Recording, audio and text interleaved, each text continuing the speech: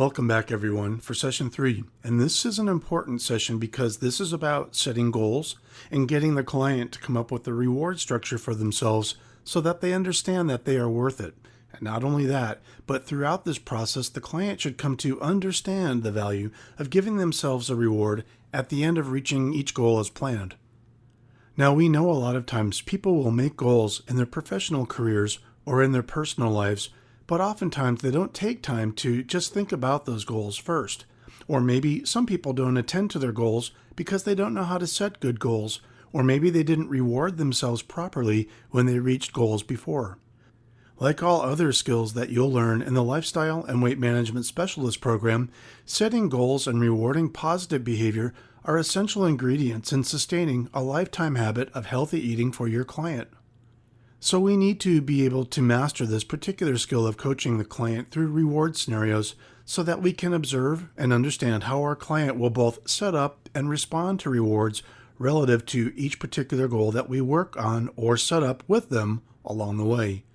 Remember to be mindful of what barriers or obstacles might get in the way of the goal for our client. And essentially, we want to try to learn what will help to motivate our client to reach their end goal successfully. When we help a client to set goals, we need to learn the elements of effective goal setting. And the first component that you want to be considering is if the goal is personal for them. In other words, a client is more likely to be successful in creating a goal properly and sticking to it if the goals are set for themselves, so that it becomes something that they believe in and that they can achieve. Next, is the goal realistic? We all want to do great things and we all want to do them right away or as soon as possible. But in fact, we need to be able to set goals that are realistic and follow a certain timeline and are doable for our current abilities. This doesn't mean that goals can't change over time, and in fact, it's pretty likely that as the client becomes more empowered, some goals or parts of their goals might change. We also want our client to be very specific about their goals, and we want to clearly define with the client what's intended or what you both want to achieve. This means that sometimes we have to state clearly and concisely the objective of what's going to be accomplished so that you and your client will both mutually agree and work to plan and prioritize steps toward establishing these lifelong changes we want to provide for our client. Part of this process works by being very specific, and that's why these sessions are broken down into specific action items for each week or session. This allows you to set up small goals along the way, and your client will then be able to celebrate success stories each week by hitting measurable goals. Lastly, we want to ensure that the goals we reach for or we have our client describe are measurable. So as the saying goes, what gets measured gets improved. After the basic foundation work of choosing personal, realistic, and specific goals has been done, get your client to say or commit to how you will both know when these goals have been reached. If you refer to the assessments that you have done, you might be able to identify some items that you can measure and track as indicators of reaching certain goals, such as body weight, body fat, inches lost, or even servings from food logs that can be measured as well. So encourage your client to periodically review their goals and to evaluate them to see if they are staying on track. As mentioned, there are 4 elements for effective goals in this program, and it's time now to think about breaking things up into different types of goals for our client to reach. So we're talking about both long-term and short-term goals. In this program, a long-term goal would be more like one that we call the big picture, because it's usually at the end of many goals that have been made up along the way. Be aware that the time frame to reach a goal can vary, depending on the demands of the goal, how responsive your client is, how compliant they are, and how effective you have been at leading your client through both long-term and weekly short-term goals. Now, the short-term goals are those smaller steps taken within the framework of this program and also make up the long-term goal in many ways or support it. So you can also view short-term goals as the path that your client will take and you guide them through to work on the end result or their long-term goal. Essentially, we want to be able to map out a long-term goal and break up the short-term or small goals so that we've mapped out a complete cycle that we can cover each week in the 20 sessions of work we do with our client. Because this course is 20 weeks long, You may need to remind your client at times to both remember and understand that the short-term goals are the steps that will bring them to the end result or the ultimate long-term goal. To more fully understand how we use rewards in the Lifestyle and Weight Management Specialist program, consider this question: what is a reward? Typically, we would say it's a gift or a payment, or it could be some form of compensation or a prize. But for some of us, it's also an incentive. So if we see a reward at the end of a particular short-term goal, we sometimes have more motivation and incentive to get that goal. And this is the type of goal that our clients will tend to latch onto the hardest. And it's because it's one that we, or in this case our client, has set up for themselves. Because of that, we tend to really take more ownership of some goals and the reward attached to it. So essentially, it's recognition for a job well done, and there will be a lot of chances along the way for you to provide positive reinforcement for your client after they've reached some of their goals. So the actual sessions provide the format for setting the short-term goals, and allowing these rewards to be in place then serve as positive reinforcers. Understand the two types of rewards or incentives that we can use to help motivate and incentivize our clients. The first one would be tangible rewards, and these are items that we can actually touch, or we would sometimes call these items material items, and this could be something like rewarding yourself with a new CD, buying some jewelry, or even allowing yourself to go out to a nice restaurant. It should be something that your client really wants. We also have the other side of the reward scale, which are intangible rewards, and these are those rewards that we cannot see, touch, or buy. So it can be something your client experiences to reward themselves. One example would be a massage, or maybe just someone giving themselves more time for their hobbies, or even spending more time with their family. For some, these would be great rewards, but they aren't objects that they can actually grab, touch, or feel. So we need to understand that clients can sometimes be motivated by one or the other, or sometimes possibly both. Now, we've mentioned tangible rewards, and again, these are typically more materialistic in nature and usually involve the purchase or acquisition of something physical in nature. What motivates our client is something that we definitely want to be aware of and take interest in to make sure that the reward structure that's in place is relative and appropriate to the goal and is not contraindicated or contrary to the overall approach of our program. An example would be someone who might choose to reward themselves with food choices that may lie beyond the guidelines of an eating plan that you've mapped out for your client. Use rewards as a method of positive reinforcements for the long-term goals overall. Many times, it's common for people in our industry to see our clients set reward structures that tend to reward themselves for a particular activity that they enjoy doing.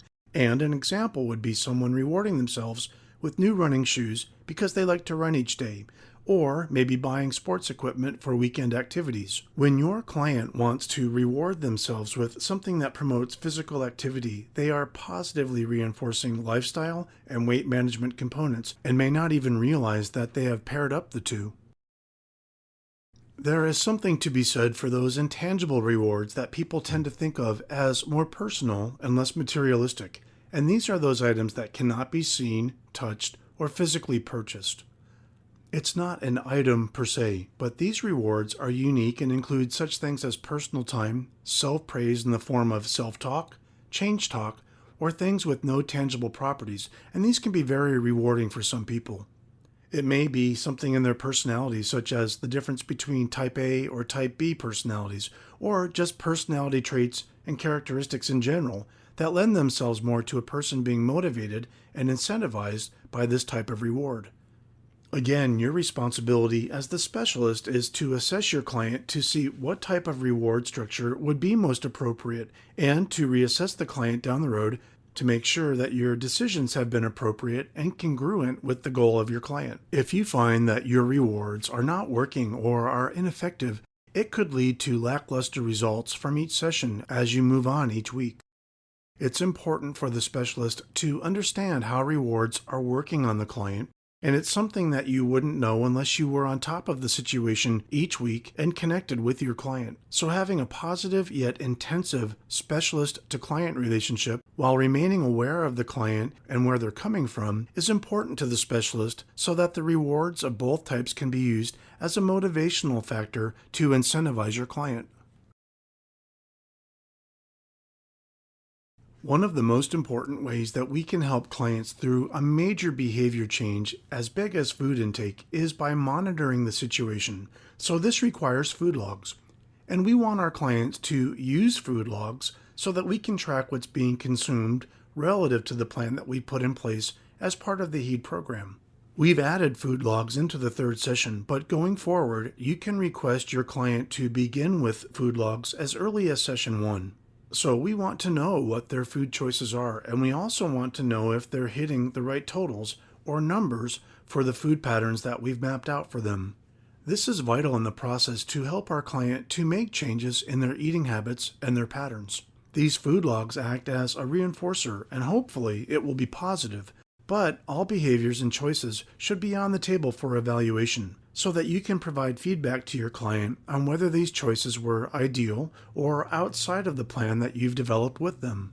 It's also a great time to teach your client to be mindful of the components that they're learning about their food choices. So just by thinking about why the choice was made at the time or why it wasn't a good or bad choice can be useful. We want to be able to have this information flowing openly from your client and to them as well from you. Using food logs is the ideal method that we suggest that you use with clients as part of this program. And while we do provide these forms for use, some professionals choose to make or purchase their own forms. Regardless of which forms you use, make sure that they are clear and simple for the client to understand.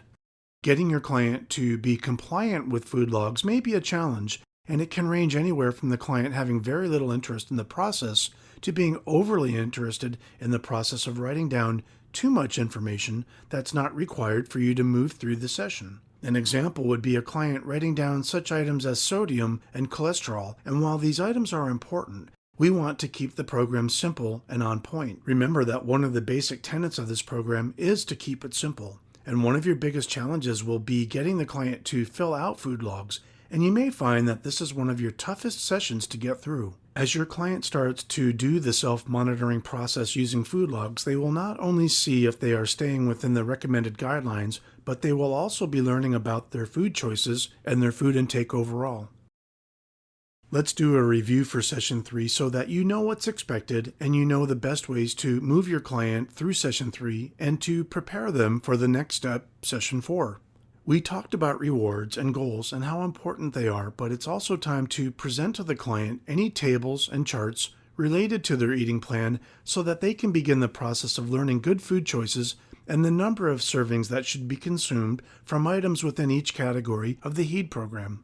By this time, you should have mapped out their strategy based on the information gathered from sessions 1 and 2. When we set up our client properly by reviewing the food tables and the choices that you recommend, they learn how to make choices that fit within the program overall, and we also know that they have a clear understanding of the food choices that they are out there making when we're not with them.